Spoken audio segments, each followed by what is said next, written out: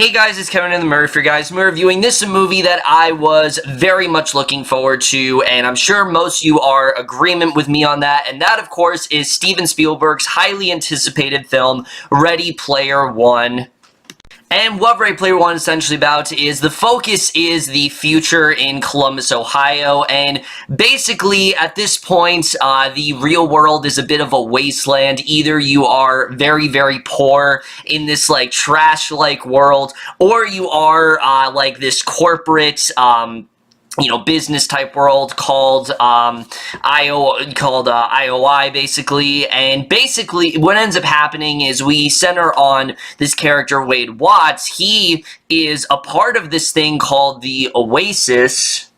So Ready Player One in general, I was very on the fence with this movie, especially when it came to the marketing. The first trailer I absolutely loved. Second trailer I thought showed way too much and just looked really unappealing. And the third trailer did save that. Fourth trailer, I don't know why it happened. But the point is, I was very 50-50 with this film. There were things here that I thought this could be really different and creative. You got a really great cast here. Of course, you have Spielberg helming it. But there was the worry that this was just going to be a constant, just an excuse to showcase all these references and cram as many 80s, nostalgia as they possibly could without actually having a good story. And I'm happy to report that's not the case. While Ready Player One isn't by any means an amazing movie, this is still a damn good movie. I really enjoyed this film overall. I think there is a lot to really love about this. It definitely is one of Spielberg's best films in a very long time, and I'm going to get into right now, starting off with the cast.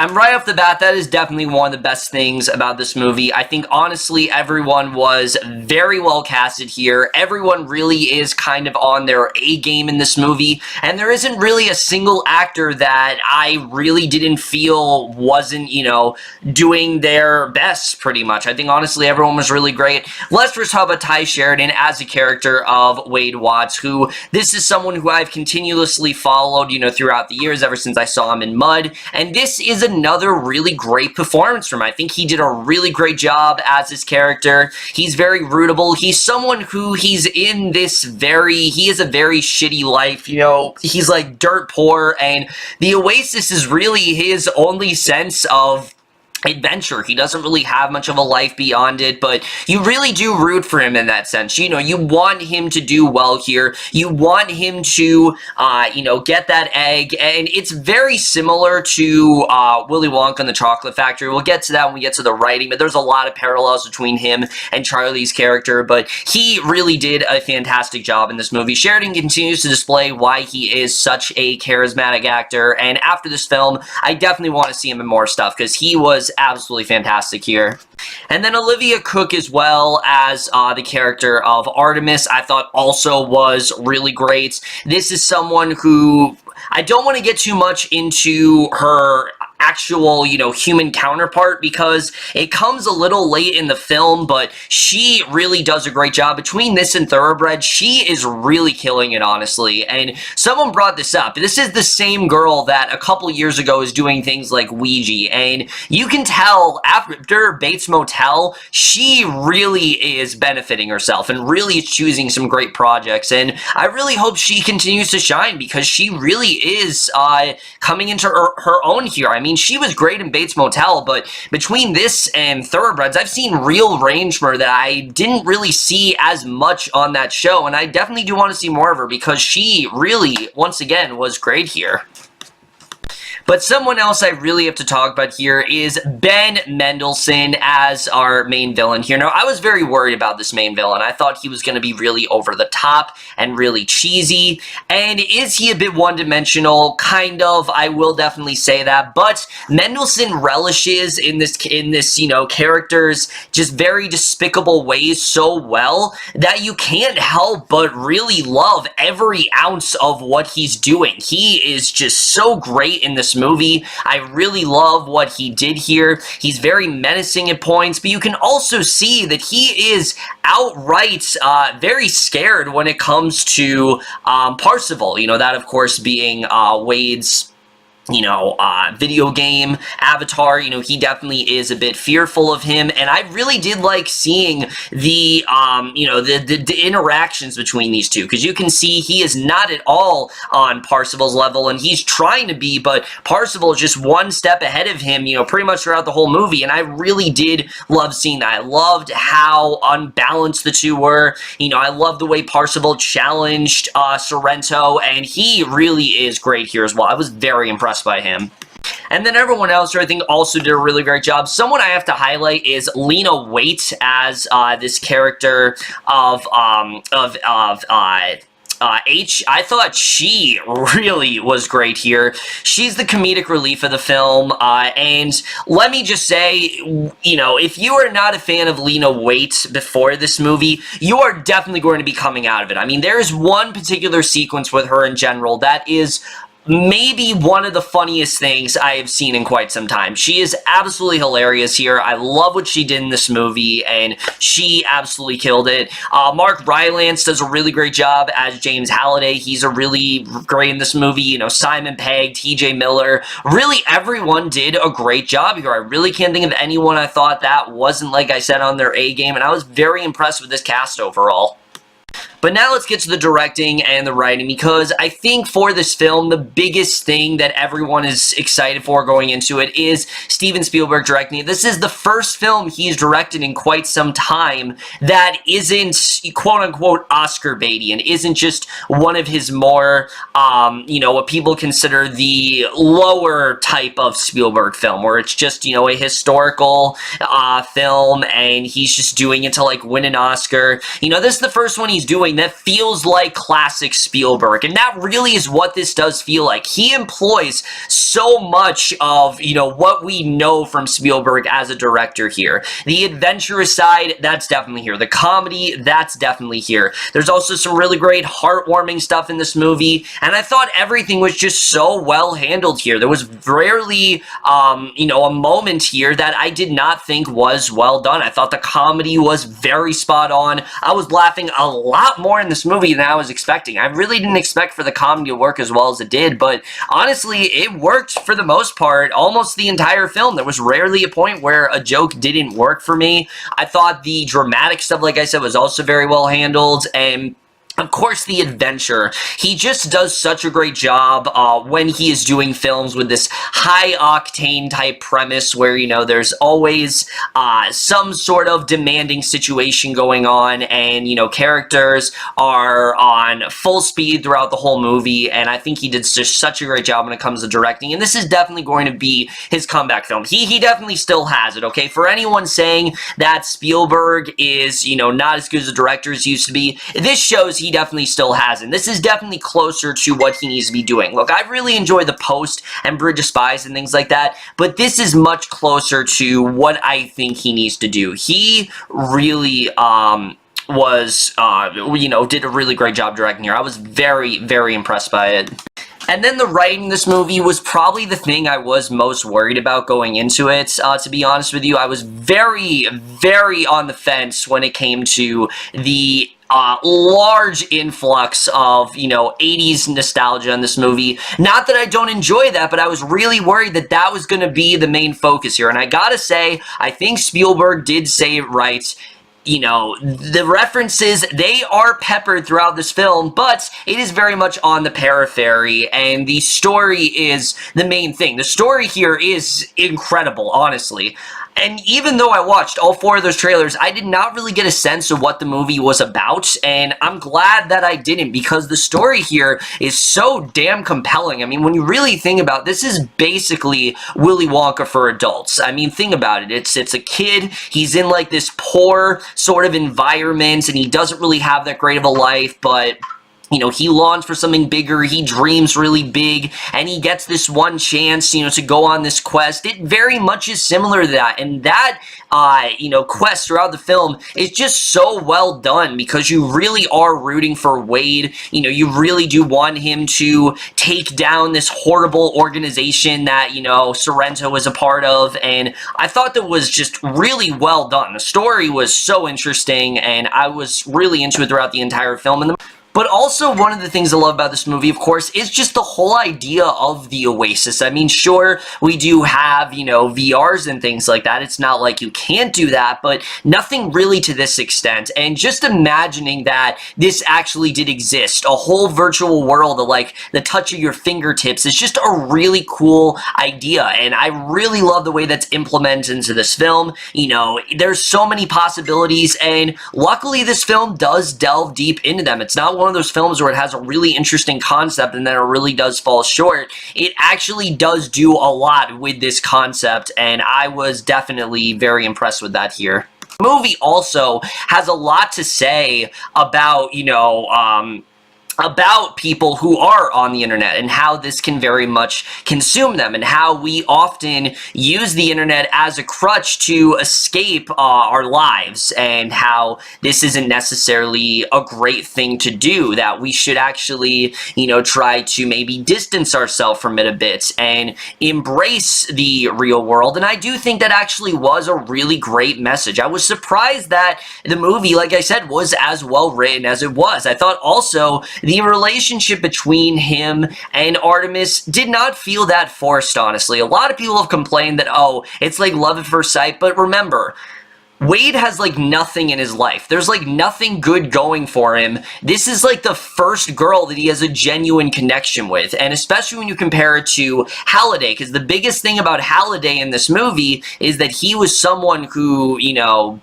we find out, you know, as the film goes on and things like that, the biggest thing is that he has a very hard time making connections, and Waithe is very, you know, similar to that, and I really did like that arc that he goes through, where he is trying not to be like Halliday, and he's trying to, you know, live a better life than he did, because Halliday, again, without spoiling anything, there's just a lot of stuff that Halliday did that did not bode well for him, and I thought that was just a very well done arc, and I thought the relation between him and Artemis was very well fleshed out. It was honestly very sweet. I thought Cooke and Sheridan had fantastic chemistry, and they worked very well together here.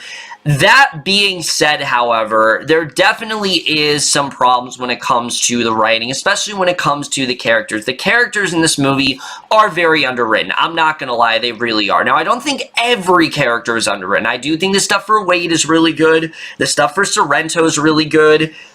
But almost everyone else, and Halliday's a very well-written character as well, but everyone else populating this world just does not feel like a full-fledged character. Artemis isn't as well-written as she could be. I think Simon Pegg really got the short end of the stick here. His character is very underused till the very end. I thought the end did save it overall, but I still thought they could have done a little bit more with him.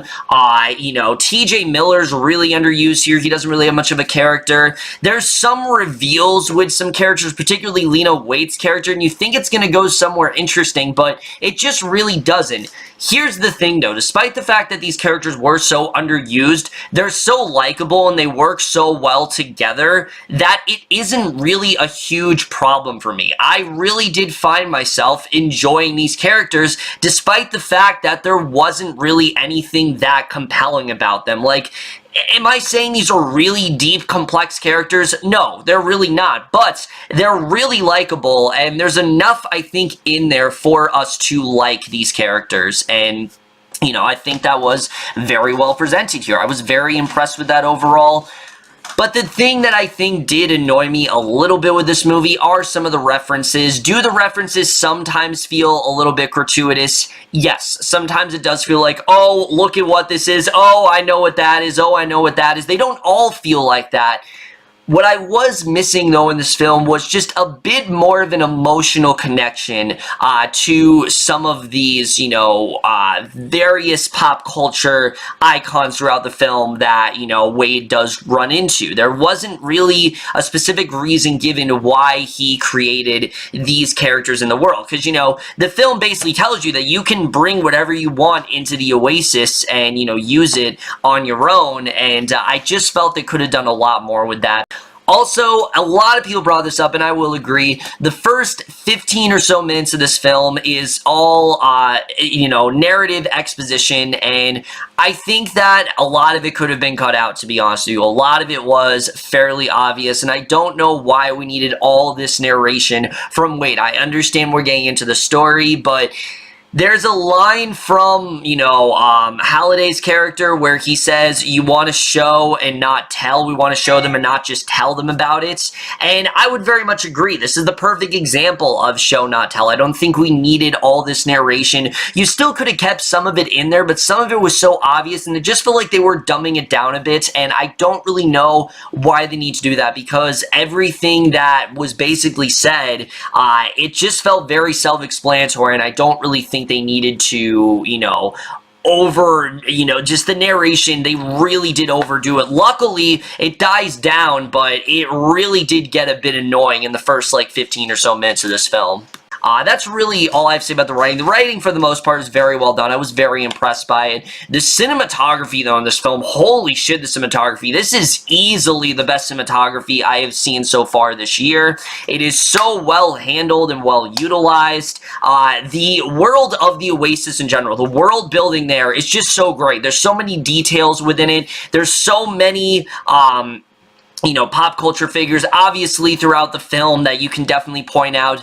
But despite all of that, despite the fact that there are a lot of references crammed in here, the characters on their own, the designs of the avatars are fantastic, and they really do look like a video game. And honestly, I think the video game in this movie is more accurate than 90% of the video game type movies that do come out. This is probably one of the best of its kind because it actually does feel like a video game. Does it feel like you're playing a video game? No, it does feel like you're watching a movie, but when the characters are in this world, it does feel real. It feels like this is something that you can see and that you are a part of, and I really did love that overall. I thought that was really cool, particularly a sequence in the second act of this movie.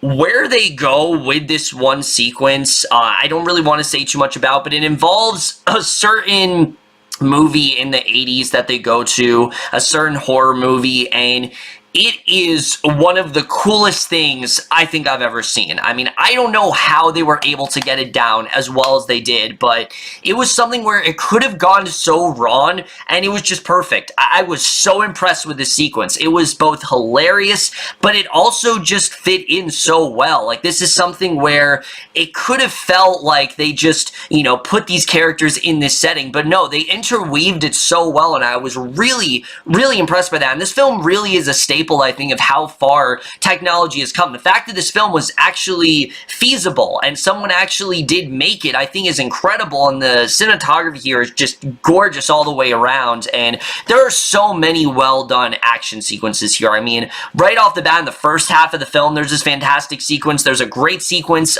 in the third act. I will admit, I do think that the third act got a little over-bloated when it came to the action, but it was so interesting and so fun to watch and so visually arresting that you couldn't help but get wrapped up in it, and that's something that I definitely really did enjoy. The score also here by Alan Silvestri, who, let me just say, that was like the perfect person to get to do the score because, he did do scores in the 80s, and his score here is fantastic. I really did love the score that he did in this movie. It's very adventurous, it's very inspiring, and it really does feel like something to come out of the 80s. I think he did a great job with it. Of course, there's A's music throughout this, which I'm sure you guys will definitely enjoy, but there also are some little motifs here and there. Like, for example, when we see the DeLorean, you do hear like a little bit of the Back to the Future theme, or when we see some of the other sort of figurines and figures in this movie. It's just really cool what they do. I don't want to get too into it, but it is really cool what they do, and I thought it was honestly